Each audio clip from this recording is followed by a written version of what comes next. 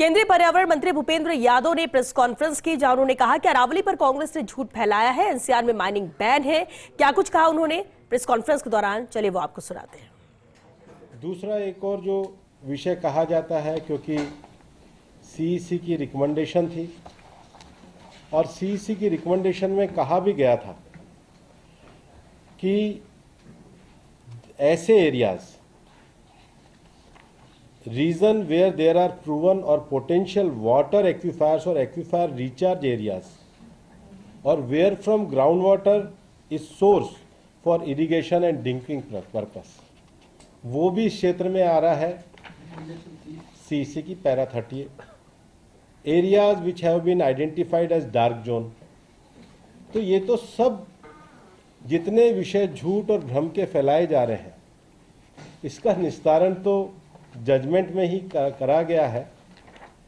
और उसके बाद इस निर्णय में भी जो कहा गया है, जो इसका ऑर्डर है,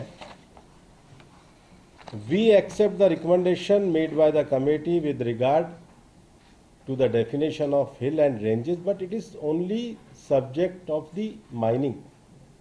बाकी अरावली का 58% एग्रीकल्चर एरिया है, अरावली में लगभग 11% वुडेड एरिया है, सिटीज इसी में बसे हुए हैं, 2% वाटर एरिया है, पर 20% जो प्रोटेक्टेड है, प्रोटेक्टेड फॉरेस्ट है, जैसे मैंने कहा 4 टाइगर रिजर्व है, 20 वाइल्ड लाइफ सेंचुरी है, गवर्नमेंट के द्वारा किया गया प्लांटेशन है, वहाँ तो बिल्कुल भी माइनिंग अलाउ नहीं है।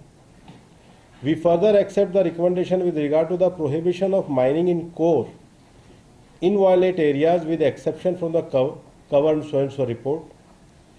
We also accept the recommendations for sustainable mining in Aravalli hills and range and the step to be taken. तो स्टेप क्या कहे गए हैं? उन्होंने स्टेप कहे गए हैं, पहला, identify permissible area of mining. तो पहले तो अलाउ नहीं होगी जब तक कोई एरिया आइडेंटिफाई नहीं किया जाएगा। इकोलॉजिकल सेंसिटिव, उसकी सेंसिटिविटी देखनी होगी।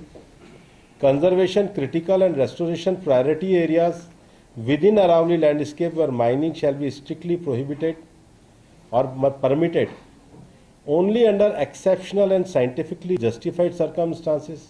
तो ये तो अरावली के प्रोटेक्शन के लिए है। दूसरा एक